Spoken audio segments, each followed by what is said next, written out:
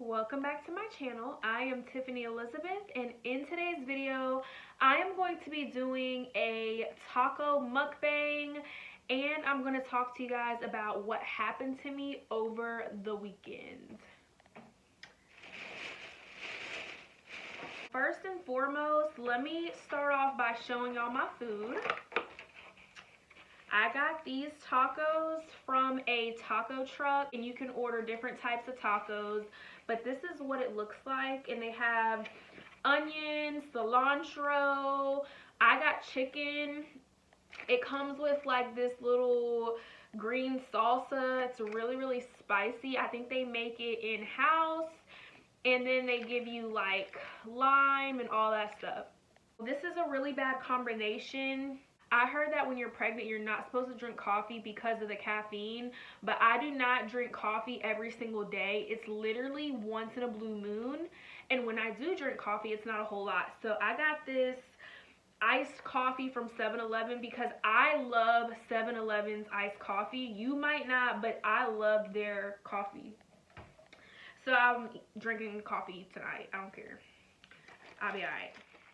This past Saturday, I went to a place called Lynchburg with my husband, and we were visiting his mom who lives in Lynchburg. Now, mind you, we go to Lynchburg all the time. Like, we've been so many times before and nothing's ever happened. Like, every time we go, like, you know, everything's all good, blase blase. So I gotta put my lime on here, y'all. I gotta squeeze the lime all over, you know what I'm saying?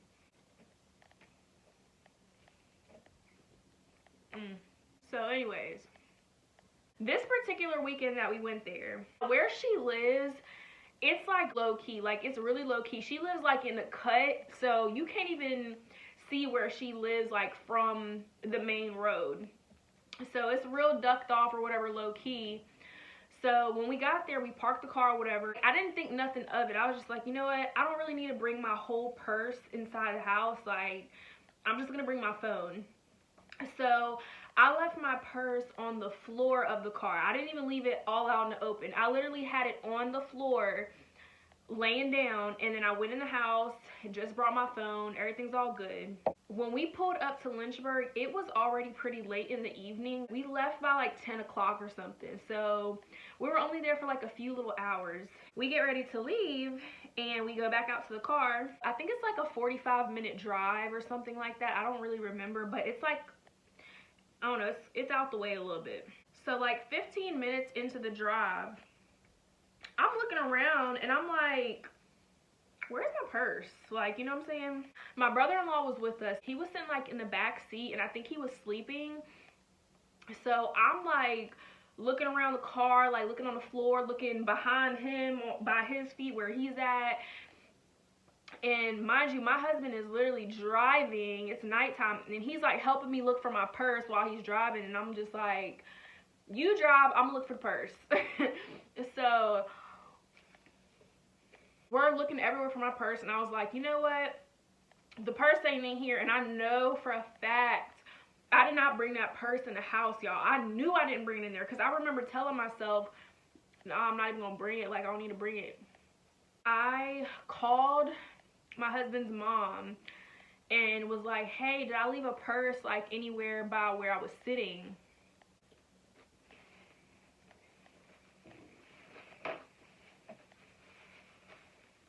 She was like, no, I don't see a purse anywhere. You know, did you check the car and all this other stuff? And I'm like, yeah, we checked, and if it's not in your house, it's not in the car. Somebody literally stole my purse. So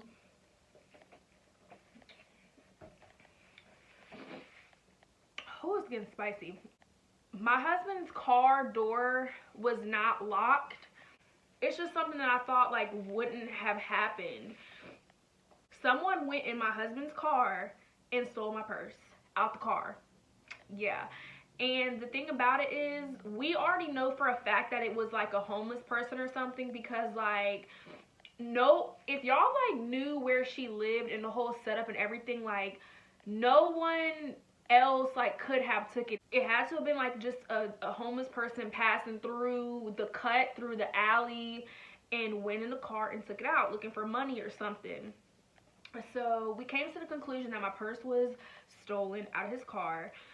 So I immediately, now mind you, it's like 10 o'clock at night, like a little bit after 10. And I immediately called all my banks, had all my cards canceled. I had my debit card in that purse. I had a credit card in there. I had my pink credit card in there. Like I had like 3 or 4 different cards that were all active, all in this purse. And I went to like my little app on my phone.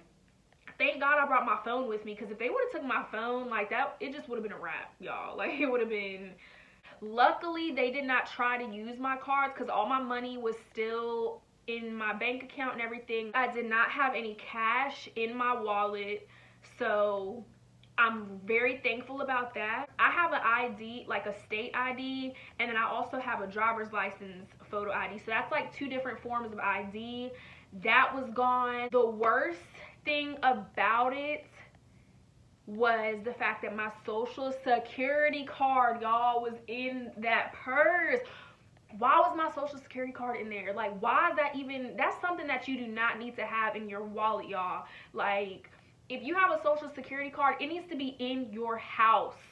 You hear me? Like, it needs to be in your house. Do not walk with your social security card, because you can easily lose your wallet. Somebody can steal your stuff, like anything like that. Don't keep it in your car. Don't keep nothing in your car. Like, take all that stuff out. That is important documents, like, that you need. That's your whole identity. Pretty much my whole life, y'all, was in that purse. So, like, I was just hurting. Like, I was like, yo, somebody out here got my whole identity. Like, I don't even care about, like, the cards or nothing like that. It's that social security number that had me, like, kind of, my anxiety was at an all-time high. Tacos bang. For real, it ain't nothing without the sauce, though. The sauce is really, really spicy. But just when I thought everything couldn't get any worse, guess what I also realized was in my purse? My car keys were in my purse. And y'all already know, on y'all's car keys, your house key is on there, mailbox key on there. They stole my car keys because it was in the purse that they stole.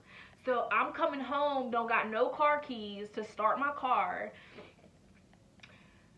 Don't have house keys to get in the house. I mean, my husband has a key, but, like, I need a key.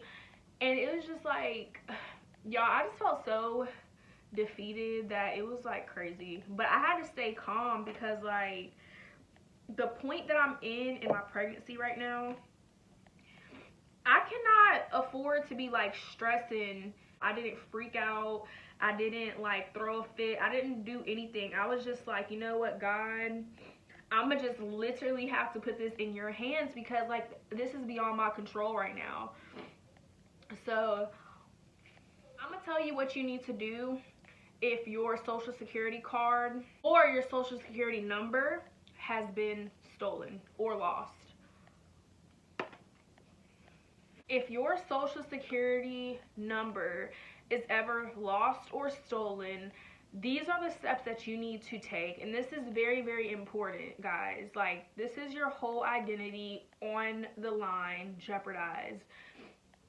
Now, 9 times out of 10, when a person steals your wallet or something, it's really because they are seeking money. They are looking for money, cash money. A lot of times, if they come across like a social security card or an ID or something, 9 times out of 10, they're gonna dump it somewhere. But also, in the same sense, there are people out here who you don't know who is who, what people's motives are. You have to take that into consideration as well.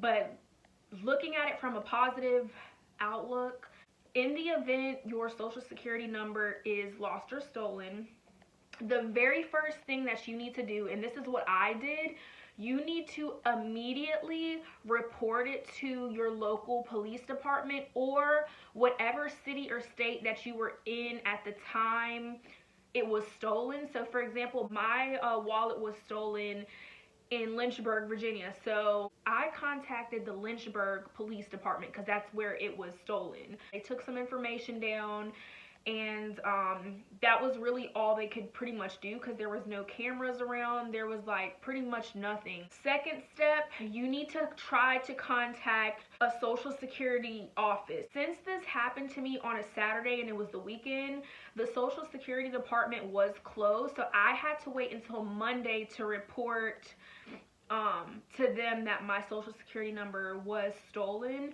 But one thing that you can do, you can actually contact the 3 major credit bureaus. I contacted the 3 major credit bureaus, and that is Equifax, Experian, and TransUnion.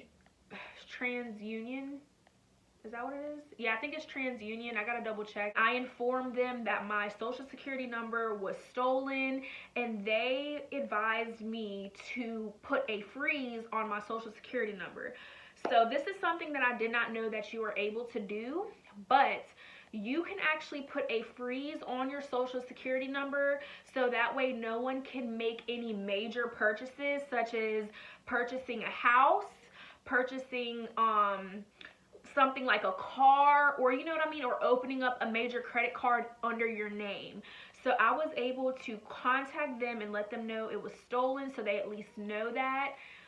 They do ask if you have reported it yet and stuff like that. So if you go ahead and take the steps to report your social security card stolen to like a police department or something, at least they'll know that it was reported.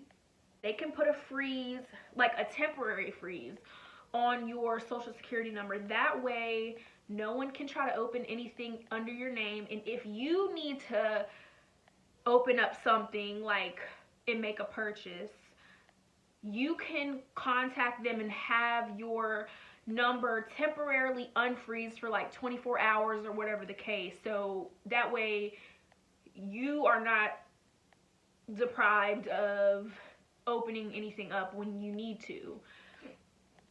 So I did that, so they are aware that it's been stolen, and there is currently a freeze on my social security number, and if I need to make a purchase, then I will just contact TransUnion, Experian, and Equifax. I don't know if it's different for every state, but where I live in Virginia, it was $20 on the DMV website. You can do this online, so it's convenient. You can order a replacement driver's license or a replacement ID, whatever you need. The most expensive thing for me to replace was my car key, y'all. Like, I'm gonna just say this. I spent a total of $300 to have all my things replaced. Like, the only thing that did not get replaced was the purse. I was able to replace everything pretty quickly. This happened on a Saturday. By Monday, I had all my replacements in effect. The year, make, and model of my car, I drive a Toyota RAV4. The type of key that that car needs has to be programmed. And in order for them to program the key to my car, they told me that the car needed to physically be there. So I went to a place called B&D Lock Company. I don't know if that's located in other states or not, or if it's just here local in Roanoke, Virginia. But I went to a place called B&D Lock Company, and it's like a place where they like make keys and all kinds of stuff like that. Car keys, house keys, whatever, you name it. They told me, y'all, that it was gonna be $230 for them to come to me to have a key made and programmed to my car. $230. Y'all, the place is only 15 minutes away from my house. So it was cheaper for me to have my car towed to them, y'all. It cost me $85 to have my car towed to B&D Lock Company so that they could program me a brand new key. I had my car towed there, and then I just drove behind him in my mom's car to the place to meet up. So we get to B&D Lock Company. They go ahead and make me a key, program it and everything. The key costed me $92 for the key alone. $92 for a programmed key. And then on top of the $92, I had to have my house keys replaced, my mailbox key replaced. I ended up getting like a customized key. So it was a little bit more than just a regular standard house key. I spent like $100, y'all, just for keys, replacement keys. $100 for that, $85 for the tow truck, $20 for a license.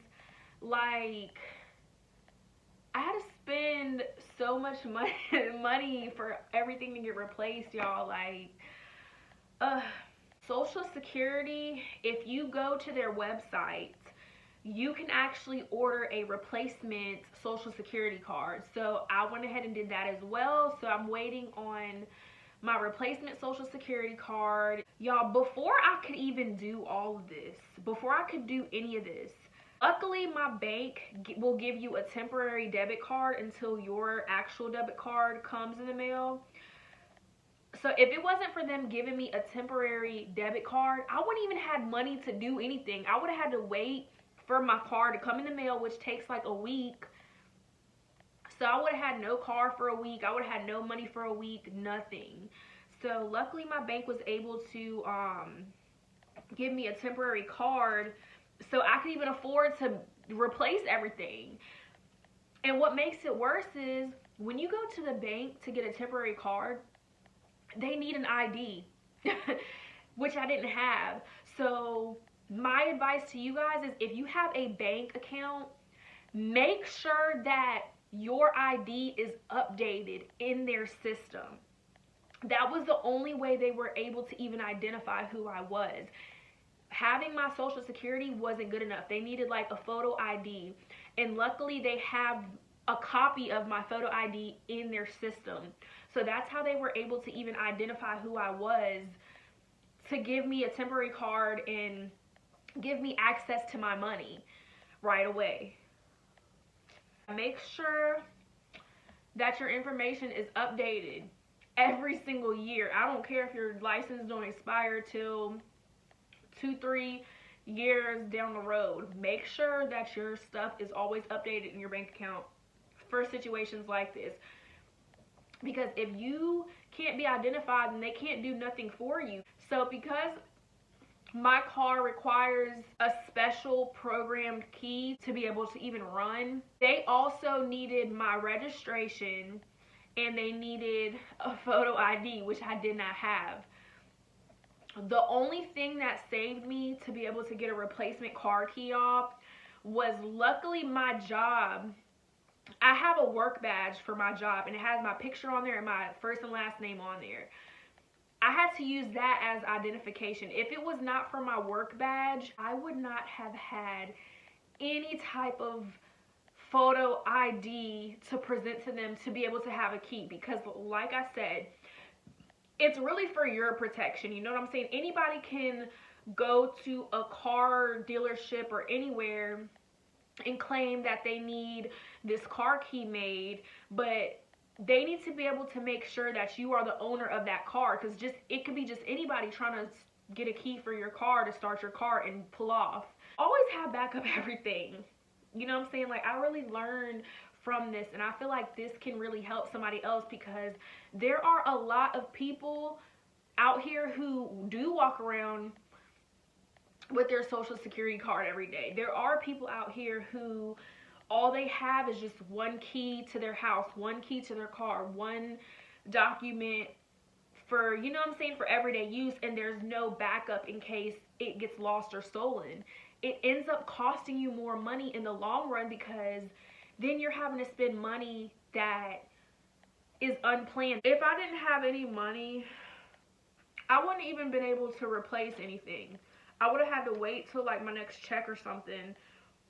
It's so important to have money, y'all, or have money saved, because like when things like this happen, you gotta be prepared. It can cause so much stress if you can't afford it. And luckily I had